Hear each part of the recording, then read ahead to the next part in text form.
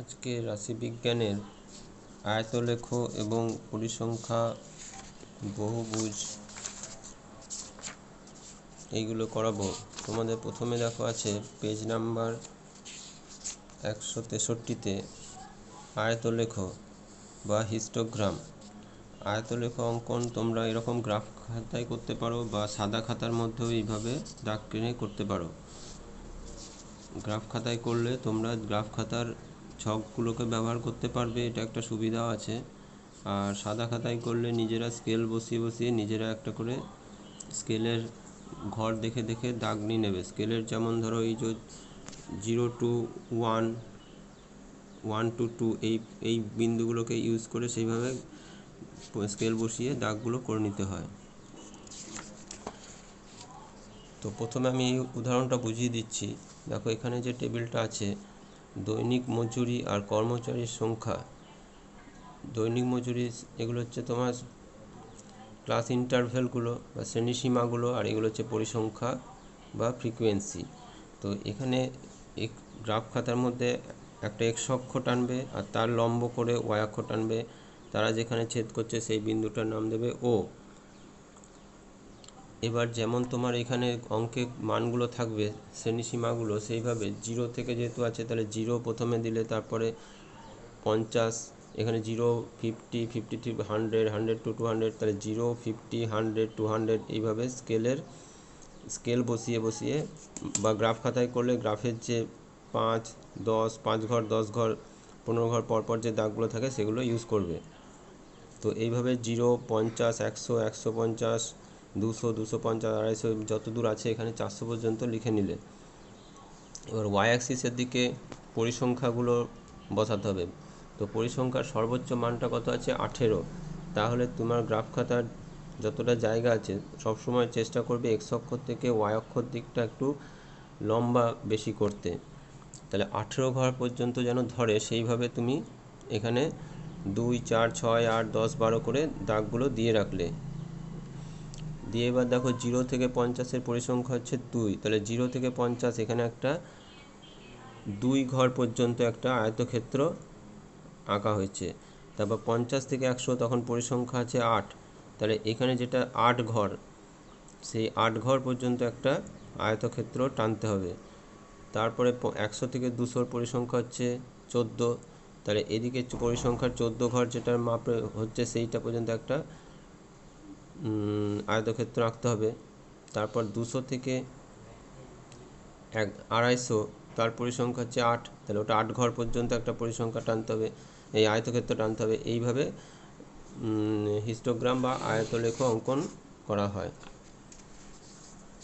এইটাও তোমরা দেখবে বইয়ের উদাহরণগুলো। আচ্ছা, এইটা বলে দিই, এটা দেখো শুরুটা হচ্ছে 118 থেকে 126, 127 থেকে 135, এইভাবে 0 থেকে কিন্তু শুরু নয়। তাহলে তোমরা যখন এক্স অক্ষের দিকে মানগুলো বসাবে প্রথমে তো 0 সবসময়তেই থাকবে। এইবার 0, তারপর তুমি যদি ধরো 20, 30 করে বাড়াতে থাকো তাহলে 118 আস্তে আস্তেই আমাদের গ্রাফ খাতার এই যে স্পেসটা শেষ হয়ে যাবে।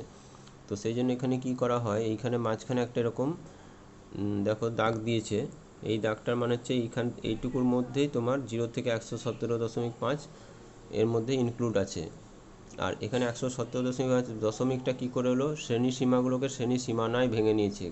তোমাদের আগের ক্লাসে শিখিয়েছিলাম এই যে ডিফারেন্সটা আসবে 126-এর পর এখানে 127-এ শুরু হয়েছে, তাহলে ডিফারেন্সটা 1, তাহলে ওই 1কে আবার 2 দিয়ে ভাগ করলে পাচ্ছি 0.5। এই 0.5টাকে বলা হয় অ্যাডজাস্টিং ফ্যাক্টর, মানে ওটা অ্যাডজাস্ট করার জন্য এই নিম্ন শ্রেণীসীমা থেকে 0.5 বিয়োগ করতে হবে আর ঊর্ধ্ব শ্রেণীসীমার সঙ্গে যোগ করতে হবে। প্রত্যেকটা শ্রেণীতেই তাই করতে হবে। তাহলে যে মানগুলো পাচ্ছি এগুলো হচ্ছে তোমার শ্রেণী সীমানায় কনভার্ট হয়ে গেল। শ্রেণী সীমানাতে কী হচ্ছে, কন্টিনিউয়াস হচ্ছে, মানে এখানে 126.5-এ শেষ হয়েছে, আবার এখানে 126.5-এ শুরু হচ্ছে, যেটা এখানে ছিল না। তো এইভাবে আগে শ্রেণী সীমানায় করে নিয়ে সেই শ্রেণী সীমানার মানগুলোই এখানে বসাতে হবে। তো প্রথমে নিম্ন শ্রেণীসীমা হচ্ছে শ্রেণীসীমানা 117.5, তারপরটা 126.5, তারপরটা 135.5, এইভাবে তোমার ছকটা থেকে দেখে দেখে এগুলো বসালে শেষটা হবে 180.5-এ। এইবার পরিসংখ্যার সর্বোচ্চ মানটা এখানে 12, তাহলে খুব কমই যখন আছে তাহলে একটু ঘরগুলো বেশি বেশি করে নেবে, খুব ছোট ছোট করে নিলে তার অল্পতেই শেষ হয়ে যাবে। এই বইয়ে যেমন করছে তার থেকেও আর একটু লম্বা টাইপের করার চেষ্টা করবে, অর্থাৎ এক্স অক্ষ যতটা জায়গা নিচ্ছ ওয়াই অক্ষের দিকটা তার থেকে যেন বেশি জায়গা লাগে, একটু লম্বা করে দেখতে ভালো লাগে। তাহলে এইভাবে 5, 10, 15, 20 করে দাগ করে রাখলে, বা যদি দেখো যে তাতে খুব ছোট হয়ে যাচ্ছে, হাইটটা বেশি হচ্ছে না, তাহলে 2, 4, 6, 8, 10, 12 করে বাড়ালে, দিয়ে তারপরে এবার দেখে দেখে কোন শ্রেণীর কত পরিসংখ্যা আছে দেখে দেখে আগেরটা যেমন বোঝালাম ওইভাবে আয়তলেখগুলো অঙ্কন করতে হবে। এখানেও দেখো যেহেতু শুরুটা 100 থেকে আছে, আচ্ছা এখানে কি করেছে, দৈনিক মজুরি 100, 90, 80 এইভাবে দিয়েছে। তাহলে উপরের তথ্যের আয়তলেখ অঙ্কন করি। তো প্রথমে এখানে সমদৈর্ঘ্যের শ্রেণী পাওয়ার জন্য তো ক্রমিক 100 থেকে 90 এখানে 10 10 করে কমছে। তাহলে এখানে 100টাকে মাঝে আনার জন্য এটাকে 95 থেকে 105 একটা শ্রেণী তৈরি করা হলো।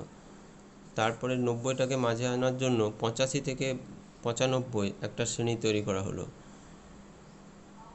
এইভাবে শ্রেণীগুলোকে আগে তৈরি করা হচ্ছে। এখানে শ্রেণী দেওয়া নেই, এখানে মধ্যমানগুলো দেওয়া আছে। তাহলে এইভাবে শ্রেণীটা করে নিয়ে তারপরে এই শ্রেণীটাকে এবার এখানে পরিসংখ্যায় বসানো হয়েছে। তো এবার আমরা নিচের থেকে দেখব 45 থেকে 95 হচ্ছে পরিসংখ্যা 12। তাহলে শুরুতেই তো আমরা 45 নেব না, 0 আছে প্রথমে, তারপরে এখানে দেখো দাগটা দেওয়া হয়েছে এবং এটা সাদা কাগজে করছে, তোমরা এইভাবে গ্রাফ ছাড়া সাদা কাগজেও করতে পারো। তারপরে 45, 55, 65, 75, 85, 95, 105 করে যেভাবে আছে সেগুলো নিয়ে নিলে পরিসংখ্যাগুলো এইভাবে দেখো কেমন করে লিখেছে, স্কেল বসিয়ে এই গ্যাপগুলো প্রত্যেকটা যেন একই রকম হয় সেইভাবে নেওয়া হয়েছে। তারপর আয়তলেখ অঙ্কনটা করা হয়েছে। এইবার বলি পরিসংখ্যা বহুভুজ কী করে অঙ্কন করবে।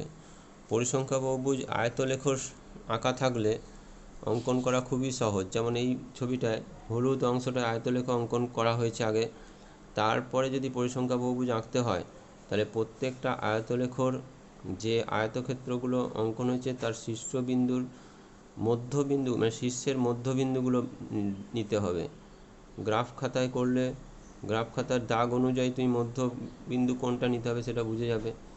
আর যদি সাদা কাগজে এইভাবে করো তাহলে মোটামুটি একটা আন্দাজ মতো মধ্যবিন্দু নিজেকে ঠিক করে নিতে হবে, দিয়ে মধ্যবিন্দুগুলো সব স্কেল দিয়ে জয়েন করতে হবে এইভাবে।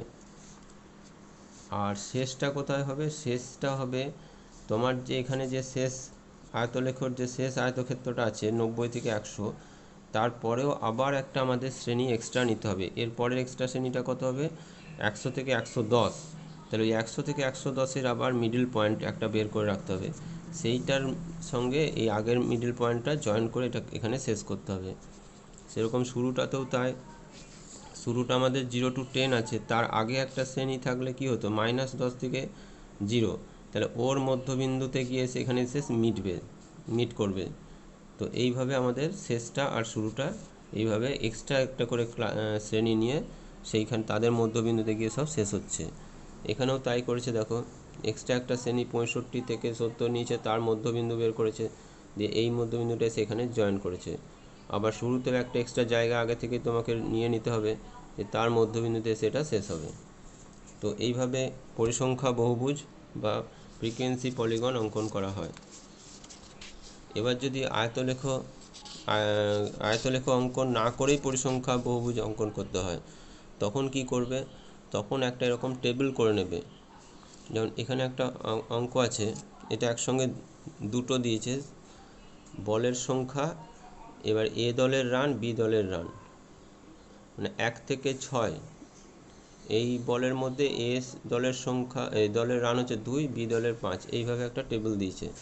তাহলে এখানে প্রথমে এইভাবে লিখলে এ দলের রান, বি দলের রান, এইখানে জায়গাটা ফাঁকা রাখলে, দিয়ে এখানে প্রথমে দেখো এটা শ্রেণী সীমানা করা নাই, 6-এর পর 7-এ শুরু হয়েছে, 12-এর পর 13-এ শুরু হয়েছে। তাহলে আগেরটা যেভাবে করলাম 0.5 দিয়ে অ্যাডজাস্ট করে করে আগে শ্রেণী সীমানাটা তৈরি করা হলো। তারপর শ্রেণীর মধ্যমান বের করতে গেলে এই দুটো যোগ করে 2 দিয়ে ভাগ, বা এখান থেকেও বার করতে পারো, এই দুটো যোগ করে 2 দিয়ে ভাগ, 1 আর 6 যোগ করলে 7 হয়, 7কে 2 দিয়ে ভাগ করলে 3.5, 7 আর 12 যোগ করলে 19 হয়, 19কে 2 দিয়ে ভাগ করলে 9.5। এইভাবে প্রত্যেকটা শ্রেণীর মধ্যমান বার করে রাখলে এবার শ্রেণীর মধ্যমানগুলোই আমরা এক্স অক্ষ বরাবর বসাবো। প্রথমটা 3.5, তারপরটা 9.5, দেখো ওইগুলোই বসানো হয়েছে। আর এর আগের শ্রেণীটা কি হবে, তার মধ্যমান কি হবে সেটাও আমাকে এখানে বের করে রাখতে হবে। তারপর এর পরের শ্রেণীটা হচ্ছে 30 থেকে 35, না ওটা হবে 31 থেকে 36, তার মধ্যমান কি হবে সেটা বের করে রাখতে হবে। কারণ ওই লাস্টের যেটা বললাম মধ্যমানে এসে শেষ হবে, প্রথমটার শুরুতে একটা এক্সট্রা শ্রেণী নিতে হবে, লাস্টে একটা এক্সট্রা শ্রেণী, তাদের মধ্যমান এসে শেষ হবে। তো এইভাবে দেখো প্রথম শ্রেণীটার মধ্যমান 3.5, তখন পরিসংখ্যা 2। আমি যদি এ দলেরটা নিয়ে আগে কাজ করি তাহলে 3.5-এ 2, যে ব্ল্যাক কালিতে যেটা করেছে সেটা হচ্ছে এ দলের, আর লাল কালিতে যেটা করেছে সেটা হচ্ছে বি দলের। তাহলে 3.5-এ পরিসংখ্যা 2, 9.5-এ পরিসংখ্যা 1, 15.5-এ পরিসংখ্যা হচ্ছে কত আছে 8। তো এইভাবে আগে বিন্দুগুলো বের করে নিলে, যেমন তোমরা স্থানাঙ্ক জ্যামিতিতে করো সেইভাবে বিন্দুগুলো আগে বের করে নিয়ে সেই বিন্দুগুলো স্কেল দিয়ে জয়েন করে দিলে, তাহলেই আমি এ দলের এই পরিসংখ্যা বহুভুজটা পেয়ে গেলাম। আর বি দলের ক্ষেত্রে এরকম, তখন এই মানগুলোর সঙ্গে এই মানগুলো এখানে গ্রাফ খাতায় বসিয়ে দিয়ে তারপর সেগুলো স্কেল দিয়ে জয়েন করে দেবে, তাহলে বি দলের যে পরিসংখ্যা বহুভুজ সেইটা পাওয়া যাবে। তোমাদেরকে আমি কোষে দেখি থেকে 4-এর দাগের অঙ্কটা করে দেখাবো। 4-এর দাগে দেখো উচ্চতাগুলো দিয়েছে 136 থেকে শুরু, এইভাবে দেওয়া আছে, পরিসংখ্যাগুলো দেওয়া আছে। তো এক্স অক্ষ বরাবর কি হবে উচ্চতা, এখানে অ্যারো দিয়ে লিখবে উচ্চতা। তারপর ওয়াই অক্ষ বরাবর কি হবে বন্ধুর সংখ্যা, তাহলে এখানে অ্যারো দিয়ে লিখতে হবে বন্ধুর সংখ্যা। আর এইদিকে আমি দেখো নিয়েছি 136, শুরুতে যখন 136 নিচ্ছি তাহলে এই জায়গাটা ছেড়ে দিয়েছি এবং এটা এইভাবে একটা ক্রস দাগ দিয়ে দেবে, তার মানে এইটুকুর মধ্যে 0 থেকে 136কে মানে ঢোকানো থাকলো। তারপরে এবার 142, 148 একটা গ্যাপ দিয়ে আমি বিন্দুগুলো নিয়ে রেখেছি।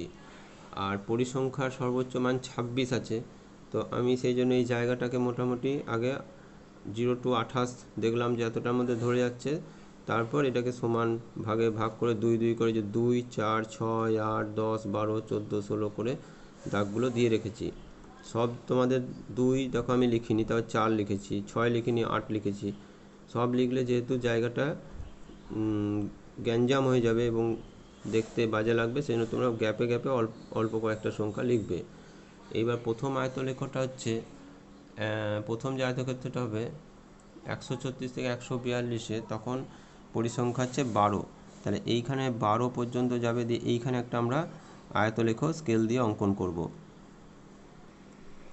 দেখো এখানে আমি একটা আয়তলেখ অঙ্কন করেছি যেটা 136 থেকে 142-এর পরিসংখ্যা 12 দেখাচ্ছে। তারপরে বইয়ে আছে দেখো 4 নম্বর দাগে অঙ্ক, দ্বিতীয় পরিসংখ্যাটা 142 থেকে 148, তাহলে 142 থেকে 148-এর পরিসংখ্যা দেখাচ্ছে 18, তাহলে 12, 14, 16, 18, 18 হচ্ছে এই মানটা, তাহলে এই সোজাসুজি এখানে চলে আসবে, দিয়ে এইখানে আমরা আবার এখানে একটা আয়তলেখ এইভাবে অঙ্কন করবো। আমি হাতে এঁকে দেখাচ্ছি, এইভাবে তোমরা স্কেল দিয়ে করবে।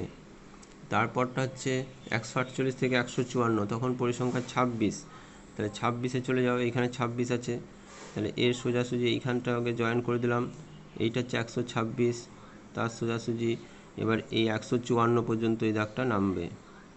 তারপরেরটা আছে 14 হচ্ছে এর নিচে, এইখানে 14 সোজাসুজি এখানে মেপে নেবে স্কেল দিয়ে এইখানে একটা আয়তক্ষেত্র অঙ্কন করলে। তারপরটা আছে 5, এটা 4, এটা 6, তাহলে 4 আর 6-এর মাঝখানে 5 হবে, তাহলে এই সোজাসুজি চলে এসো স্কেল বসিয়ে যে এখানে একটা আয়তলেখ অঙ্কন করা হয়ে গেল।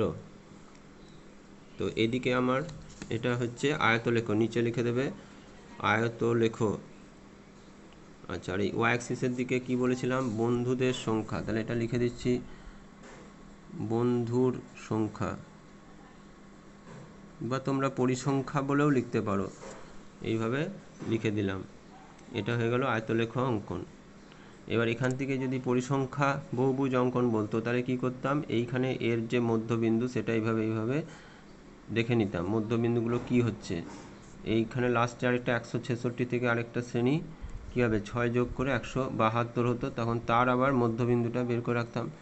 আর এইখানে একটা আমার এক্সট্রা একটা ক্লাস আগে নিয়ে রাখতে হতো, যেটা এখানে না হয়নি, যেহেতু এটা আয়তলেখের অঙ্ক বলে আমি এটা করিনি। যদি পরিসংখ্যা বহুভুজও চাইতো তাহলে আমি আগে থেকে এটা একটু সরিয়ে করতাম, ধরুন 130 থেকে শুরু করতাম, 130 থেকে 136, 136, 136, সেই দিয়ে ওই 130 থেকে 136-এর মধ্যবিন্দুতে এসে শেষ করতাম। তো এখানে এটা আমি দেখিয়ে দিচ্ছি, এর মধ্যেই পরিসংখ্যা বহুভুজটা, এই মিডল পয়েন্টটা স্কেল দিয়ে জয়েন করবে, এটা সব স্কেল দিয়ে জয়েন করবে। আমি এখন হাতে দেখাচ্ছি, কিন্তু তোমরা স্কেল দিয়ে জয়েন করবে, তারপরে এটা জয়েন করবে, তারপরে এটা জয়েন করবে। আর এখানে এক্সট্রা এসে যে ক্লাসটা হবে, জায়গাটা ছাড়া নেই, তোমরা নিজেরা জায়গাটা আগে করে নিয়ে তারপরে এসে জয়েন করলে, তাহলে এটা হয়ে গেল পরিসংখ্যা বহুভুজ। পরিসংখ্যা বহুভুজ। আর এইটা হচ্ছে অ্যারো দিয়ে এখানে লিখে রাখতে পারো, এটা আয়তলেখ। তাহলে একটার মধ্যে আমি দুটোই আয়তলেখ এবং পরিসংখ্যা বহুভুজ দেখিয়ে দিলাম। এটা আরেকবার বলছি, এখানে কিন্তু আরেকটা শ্রেণী আমাকে করে রাখতে হবে 130 থেকে 134 দিয়ে, তার মধ্যবিন্দুতে এসে এটা জয়েন্ট হবে, তবে আঁকাটা কমপ্লিট হবে।